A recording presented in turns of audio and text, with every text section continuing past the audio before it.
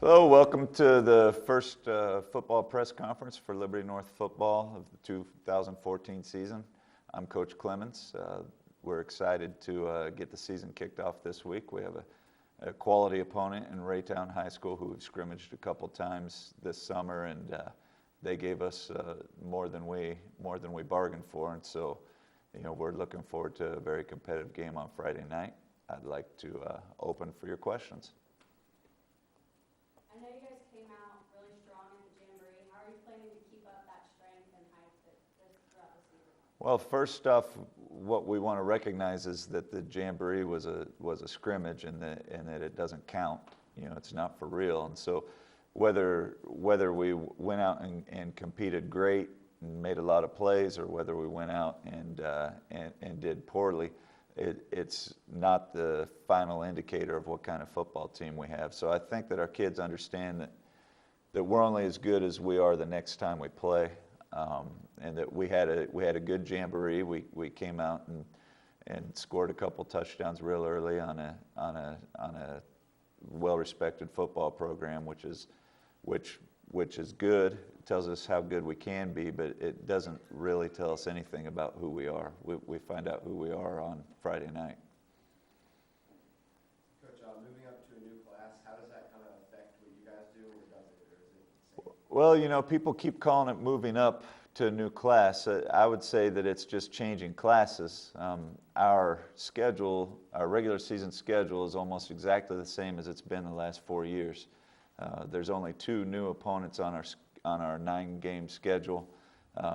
7 of the teams we've either played 4 times or 2 times already.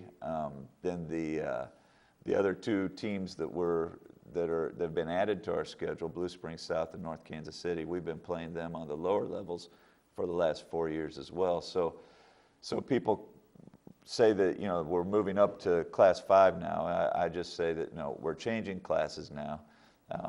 We don't pay a real large amount of attention to what our district is and what our playoff chances are going to be. We're more concerned with the regular season, and then when it's over, we can talk about the difference between Class 5 and Class 4 in the playoffs. What are you expecting to see from your players in your crowd? Well, as far as our players are concerned, every time out we want to be emotionally, physically, mentally, technically ready to play football, and we want to give our best game every time we step on the field. And that's not as easy as it sounds to do that.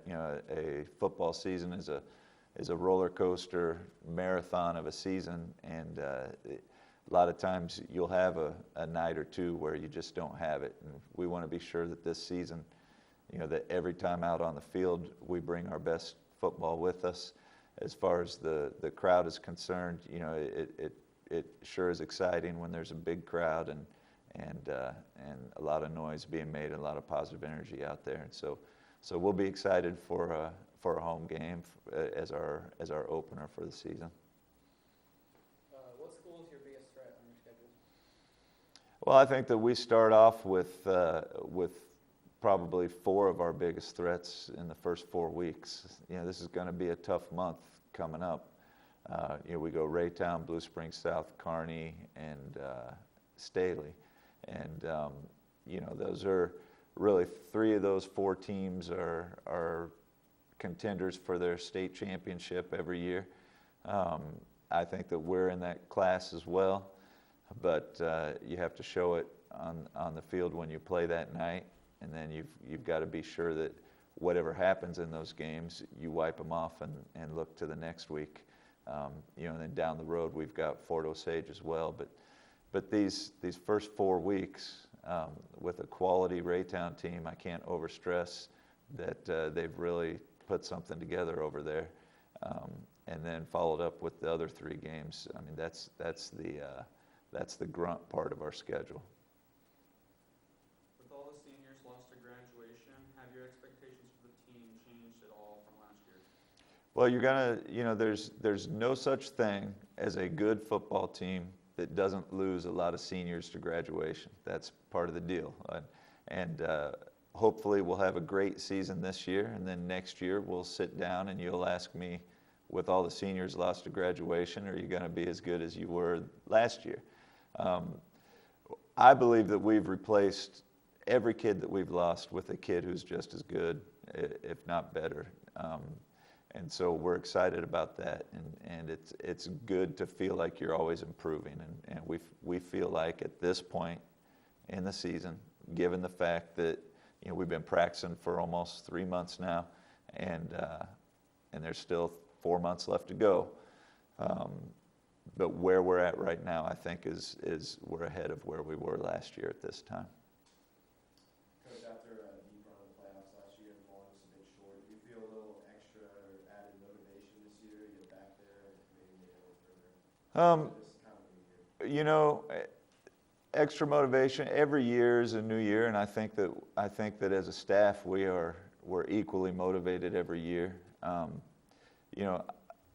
We talk to our kids about everything that they do is just evidence of what they can be, what good or bad. And last year was evidence that we can win on a big scale here at Liberty North, and I think our kids are aware that we can do that. But I think our kids also understand that if we practice like we did yesterday, then we can be pretty bad.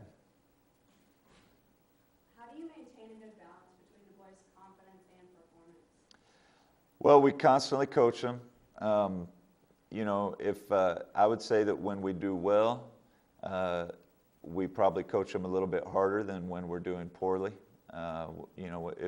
If everything is going wrong, then you try to find the positive in it. If there's a lot of things going well, then you try to point out what can be better. So we try to strike the balance of we might be a little more critical of them the better that they get, and we might be more encouraging of them the lower we go.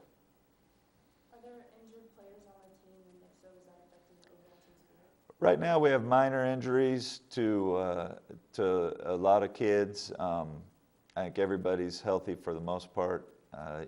Michael Hughes is in a boot with a stress fracture on his foot. Other than that, I think that we'll have everybody available to go on Friday night.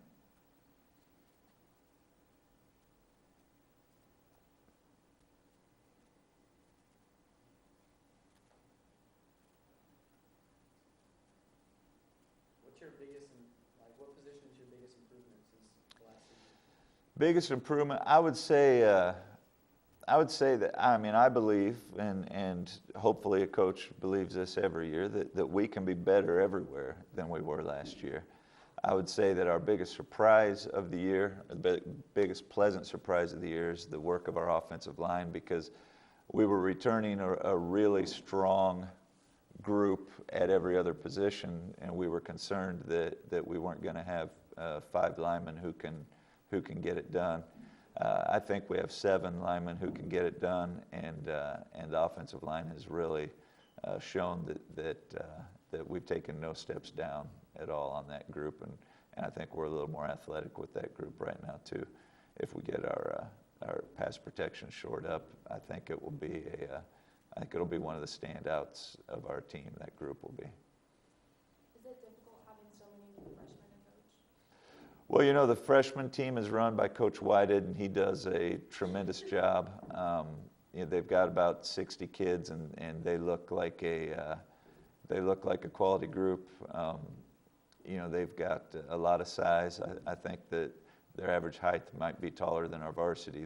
It's a good-looking group of kids. I'll be excited to see how they do when the season comes. Coach, anyone who kind of stepped up over the summer that maybe you weren't expecting, took a leadership role or something? Well, we've got a core of guys, and when you ask if anybody's stepped up that we weren't expecting, in reality, we expect everybody to step up, and especially when they become seniors. Now we have a lot of young men. It's a testimony to, I think, our coaching staff and our program. We have a lot of young men who might have been B-team players in the 9th grade, and now they're seniors and they're varsity starters and things like that. I think they've worked hard to develop themselves. I think the staff has worked hard to keep them encouraged and keep them coming out, and as a result, now in their senior year after being a B team freshman and a sophomore team player and then a JV team player their junior year. Now in their senior year, they've stepped up and they're starters. And to me, that's the sign that things are healthy in your football program, that you're keeping those kids around who are just waiting their opportunity. And then when they get their shot, they step up and do it. And we have a few of those on our offensive line in particular that started out as B teamers in our program and now are going to be every down varsity players and good ones. I know on game day there's always like a special energy going around North. How do you get the boys so pumped up? Like what gets them excited? Well, if you look at it in this way, before our first game, we will have practiced 46 times. Okay, so we will have had 46 practices before we get to play a game. And and then we only have 10 guaranteed games. So, we probably over the course of a season practice, 20 times for every game. And if you can't get excited for the game when you've put that much work into preparing for it, then we can't help you get excited. So I think the kids bring their own energy on game days, and hopefully we have good energy every time because in our sport you work way too hard for that one night to not approach that night with some good energy. Well, I want to thank everybody. We're looking forward to 2014, and go Eagles.